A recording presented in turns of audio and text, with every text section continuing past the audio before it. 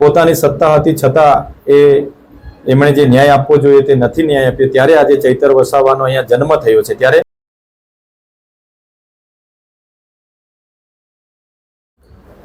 આ ઝઘડિયા વિધાનસભામાં ભૂતકાળમાં ઘણી પાર્ટીઓ પર લોકોએ ઘણા ભરોસા કર્યા, છતાં એમના પ્રશ્નોના નિરાકરણો આજ દિન સુધી નથી આવ્યા।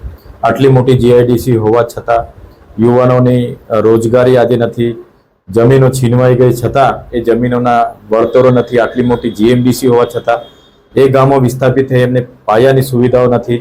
ત્યારે તમામ લોકોથી વિમુખ થઈને ઝઘડિયા વિધાનસભાના લોકોએ ઇન્ડિયા ગઠબંધનના ઉમેદવાર તરીકે અમને બધાને 36,000 જેટલી લીડ અને 1,07,000થી પણ વધારે મત અમને આપ્યા છે। ત્યારે આવનારી તાલુકા અને જિલ્લા પંચાયતોની ચૂંટણીઓમાં અમે તમામ બેઠકો પર સ્વતંત્ર રીતે લડીશું।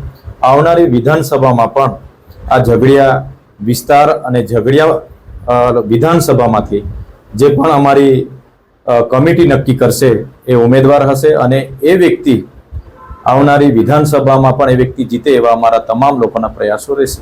છોટુભાઈ વસાવા, મહેશભાઈ વસાવા અને દિલીપભાઈ વસાવા હમણાં થોડા દિવસ પહેલા એક મંચ પર હતા।